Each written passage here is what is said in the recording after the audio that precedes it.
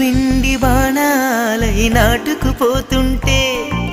చెంపలు కెంపు నాణాలై కాంతిని ఇస్తుంటే